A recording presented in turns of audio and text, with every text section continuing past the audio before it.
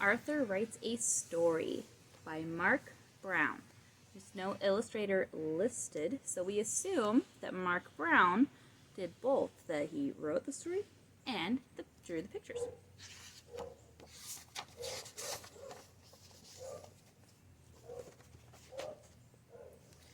Arthur's teacher, Mr. Ratburn, explained the homework. It says, write a story. Number 1, have a beginning, a middle, and end. 2, use details. And 3, be creative. What should the story be about? Arthur asked.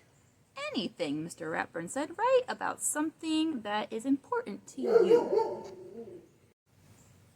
Arthur started his story the minute he got home. He knew exactly what he wanted to write about.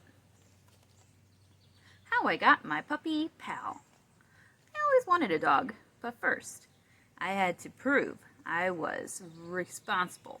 So, I started Arthur's pet business. My mom made me keep all the animals in the basement. It was a lot of work, but it was fun until I thought I lost Perky. But then I found her, and she had 3 puppies, and I got to keep one of them. That's how I got my dog pal. The end.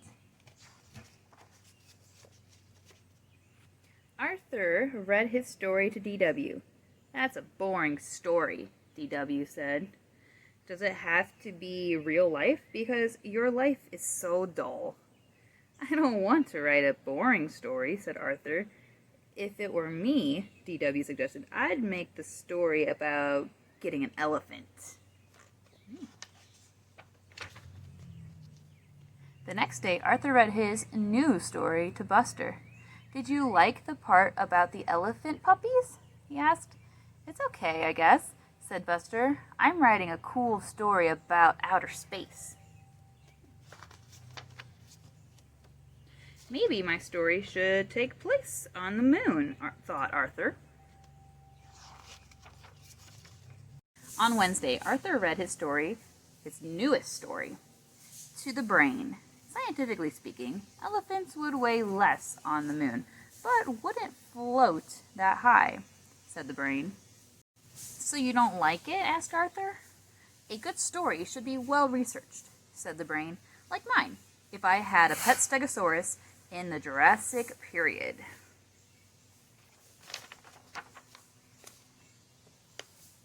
What are all those books for? Asked Francine. Research, said Arthur. I'm writing about my pet 5-toed mammal of the genus Loxodonta. Your what? Asked Francine. My elephant, Arthur explained. Oh, said Francine. I'm putting jokes in my story. All through dinner, Arthur worried about his story. Please pass the corn, asked Father. Corn, that's it, said Arthur. Purple corn and blue elephants on planet Schmelfant. Now that's funny. Arthur is acting weirder than usual, said D.W. On Thursday, everyone at the Sugar Bowl was talking about their stories. Last year, a kid wrote a country western song for her story, said Prunella, and she got an A+. How do you know? Asked Arthur. That kid was me, explained Prunella. Mr. Ratburn said I should send it to a record company. It was that good. Wow, said Arthur. That night, Arthur's imagination went wild. He decided to turn his story into a song. He even made up a dance to go with it.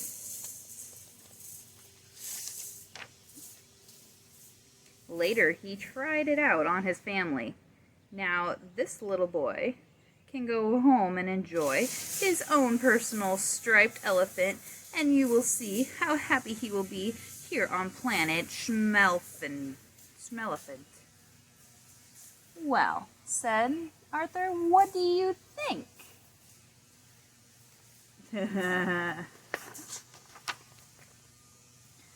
Mother and Father smiled. "It's nice," said Grandma Thora, "but a little confusing."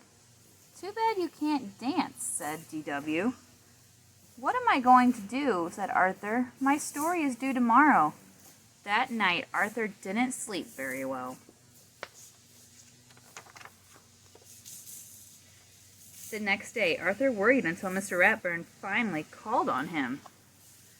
When Arthur's song and dance was over, the classroom was so quiet, it was almost spooky. Binky raised his hand. "Did that really happen?" "Sort of," said Arthur. "It started as the story of how I got my dog." "I'd like to hear that story," said Mr. Ratburn. "The title was How I Got My Puppy Pal," said Arthur. Arthur told how proud he was of his pet business and how scared he was when Perky disappeared. And he told how happy he was when to find her under his bed and how surprised he was to see her 3 puppies. "And the best part is," said Arthur, "I got to keep one." Buster said, "I like that story better than your other one." "Great story," said Binky. "I think Arthur's story was the best," said Francine. "Good work," said Mr. Ratburn. "Of course I expect you to write it all down by Monday." Then Mr. Ratburn gave Arthur a gold sticker. "Oh, and one more thing," he said. "Leave out the dancing." The end.